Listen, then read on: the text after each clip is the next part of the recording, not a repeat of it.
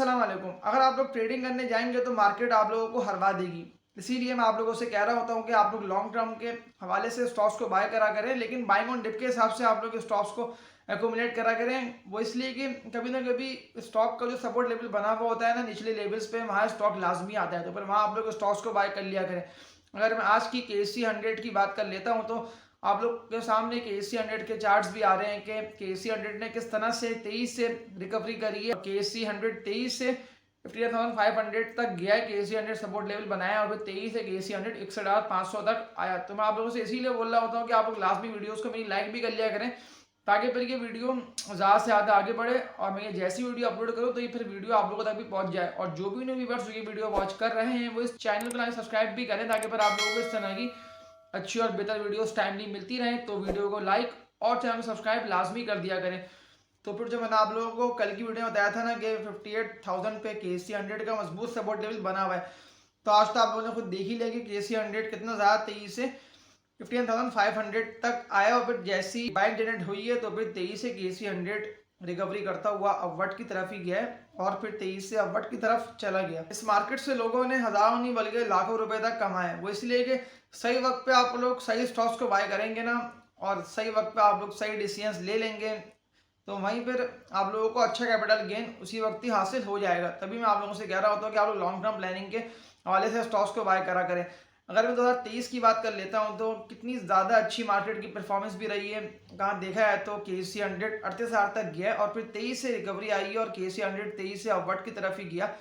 38,000 का लो और 67,000 का हाई, तो आप लोग खुद भी समझ सकते हैं कि कितनी अच्छी 20 से 25,000 पॉइंट्स की तेजी KSE 100 ने दी है। तो फिर जैसी इलेक्शन की बातें चली थी कि इलेक्शन भी होने जा रहे हैं और IMF कॉलोनी पाकिस्तान को मिलने जा रहे हैं इलेक्शन के बाद, तो वो तो आप लोगों ने खुद देख ही लिया कि इलेक्शन भी होगा और फिर आगे आगे लॉन्ग टर्म में IMF कॉलोनी पाकिस्तान को मिल जाएगा। लेकिन इलेक्शन से पहले 1 से 1.5 महीने का आप लोगों ने खुद दिया कि KSE 100 ही फंसा रहा था।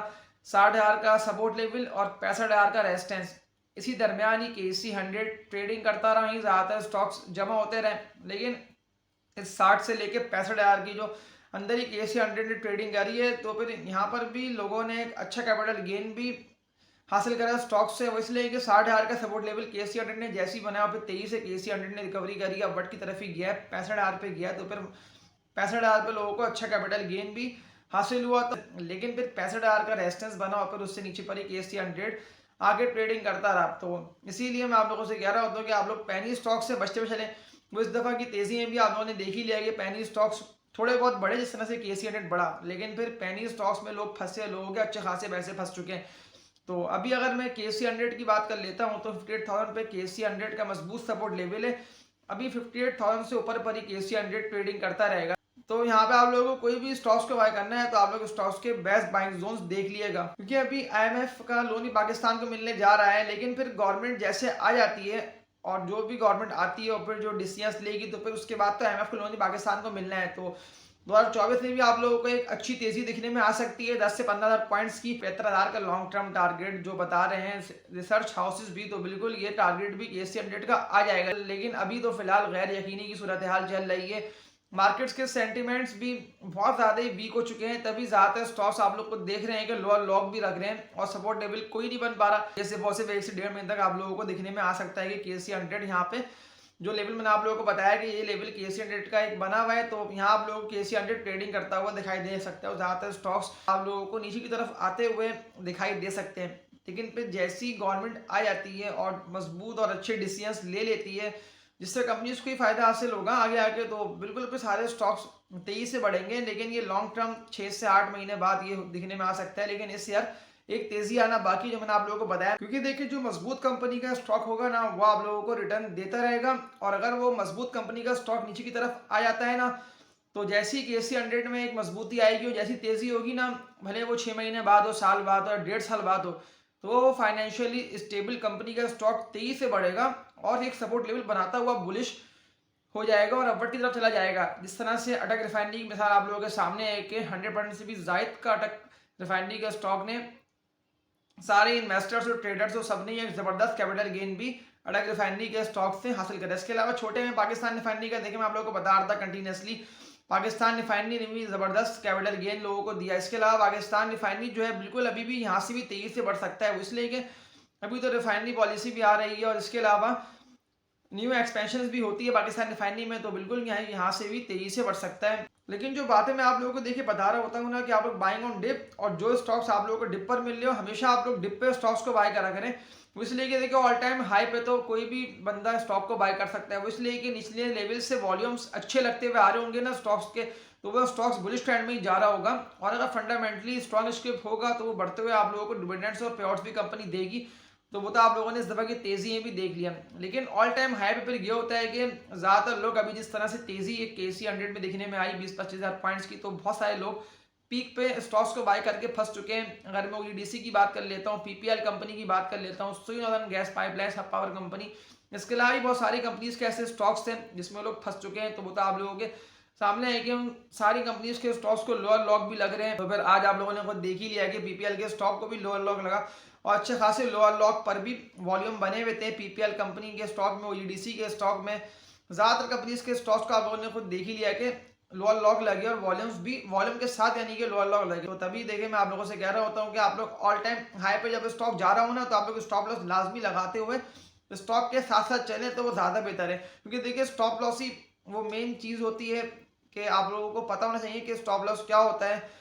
कि कोई भी स्टॉक यानी कि अच्छा खासा बढ़ चुका होता है ना, तो वहाँ आप लोग स्टॉप लॉस लगाते हुए चलते हैं। यानी कि वो स्टॉक अगर नीचे की तरफ आता है ना और आप लोगों का लगा हुआ होगा स्टॉप लॉस, तो फिर वहाँ आप लोगों का प्रॉफिट पक्का हो जाएगा। लेकिन फिर ऐसा नहीं होगा कि वो स्टॉक को लोअर लॉक लगना शुरू हुए और फिर प्रॉफिट आप लोगों के हाथ से निकल जाए, आप लोगों को सिर्फ और सिर्फ नुकसान का ही सामना हो। तो ये वीडियो मेरा बनाने का और आप लोगों को बताने का मकसद ही ये है कि हमेशा आप लोग फंडामेंटली स्ट्रॉन्ग स्क्रिप्ट्स की बाय करा करें और लॉन्ग टर्म प्लानिंग के हिसाब से स्टॉक्स को एक्यूमुलेट करा करें। और जब भी तेजी KC 100 में हो ना और लोअर रेट्स पे आपने स्टॉक को बाय करा हुआ हो, तो वहां से आप लोग पर अपने स्टॉप लॉसेस को एक्टिव कर लिया करें या फिर अपने माइंड में आप लोग सेट कर लिया करें कि ये स्टॉप लॉस है और यहाँ पर मैं कोई भी स्टॉक अगर आता है तो फिर यहाँ में प्रॉफिट को पक्का कर लूंगा। लॉन्ग टर्म इन्वेस्टमेंट के लिए मैं आप लोगों को बता दे रहा हूँ सेक्टर्स, जिसमें फर्स्ट सेक्टर है ऑयल सेक्टर। ऑयल सेक्टर के स्टॉक्स में आप लोग लॉन्ग टर्म यानी कि 6 महीने और साल तक की जिन लोगों को इन्वेस्टमेंट करना है, तो वो बिल्कुल ऑयल सेक्टर की कंपनीज के स्टॉक्स अगर डिप पे आप लोगों को मिलते हैं तो आप लोग लॉन्ग टर्म के हवाले से बाय कर सकते हैं।